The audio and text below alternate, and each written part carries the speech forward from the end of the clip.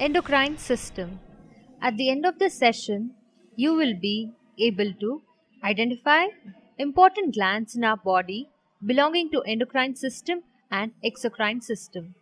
Differentiate between the endocrine system and the exocrine systems. Identify the role of hormones in our body with a few examples. Describe the mechanism of hormones as chemical messengers. Our body gives out secretions like saliva, sweat, etc. However, there are many more secretions which flow inside our body.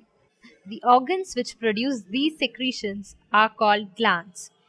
Glands control the development of our body and several other functions. Glands are of two types: exocrine glands, which form the exocrine system, and endocrine glands, which form the endocrine system. The glands, such as sweat glands, tear glands, or salivary glands, which release their secretions externally through tubes or ducts, are called exocrine glands. For example, saliva is released through ducts into the mouth to help digestion. Endocrine glands do not have any tubes or ducts, and they release their secretions directly into the blood. The secretions of the endocrine glands are called hormones. These hormones are responsible for the proper development and growth of the body. A hormone is a chemical released by a gland and functions as a chemical messenger that transports a signal from one cell to another.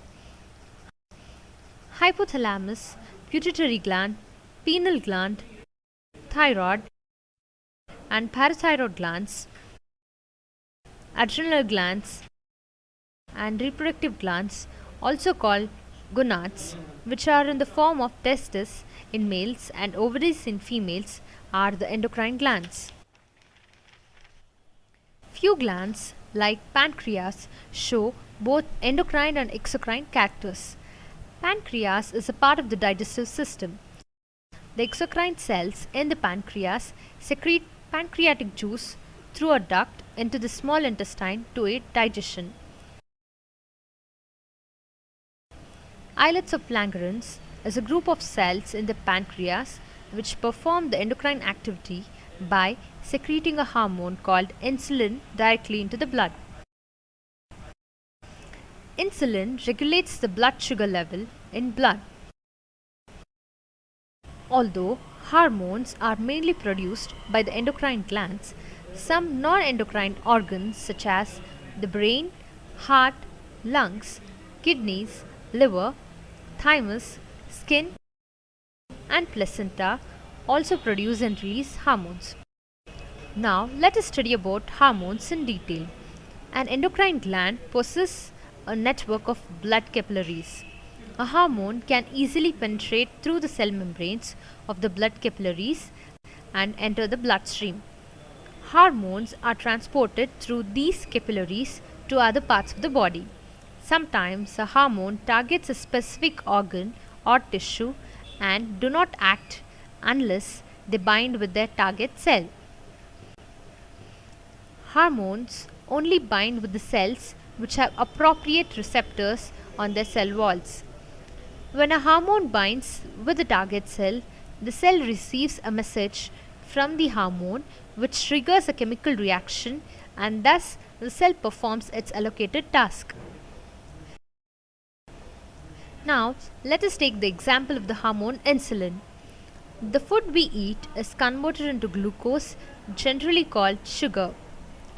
Glucose is the most important energy source for cells, but cells cannot absorb glucose without the help of insulin. When food gets converted into glucose and flows into the bloodstream, blood sugar level increases. This activates the flow of insulin in blood. When insulin targets the liver cells and binds to its receptors, it triggers the cell to open some gates so that glucose can enter the cells and get converted into glycogen, the stored form of sugar in liver.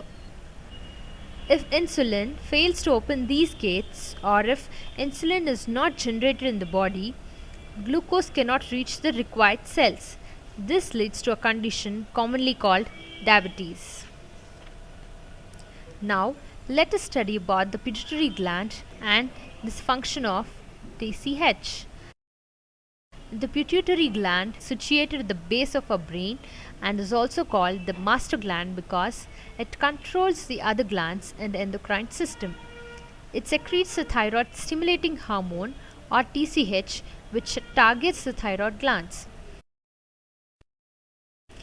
TSH stimulates the thyroid gland cells to produce T3 and T4 hormones. T3 and T4 hormones target the cells involved in the process of metabolism through which nutrients are converted into energy. T3 and T4 take help of iodine present in blood and initiates energy production. If the level of TSH in the body is high, it means that the receptors of the thyroid gland is underactive, and the symptoms of an underactive thyroid can be fatigue, depression and so on. Thyroid glands are also responsible for the growth of brain and calcium content of bones. Pituitary gland also secretes growth hormones or GH, which controls growth of the body. Growth hormone helps to increase the size and the number of cells in our body. GH also affects increase in bone length and thickness by stimulating the production of cartilage cells. Production of GH is maximum during adolescence, but with age pituitary gland stops production of these hormones and therefore growth also stops. This way the pituitary gland controls body growth. Thus we learn that the endocrine system has an important role in control and coordination of various organs of the human body. Glands and hormones of the endocrine system control important functions like our energy level, blood sugar level, growth, development and so on.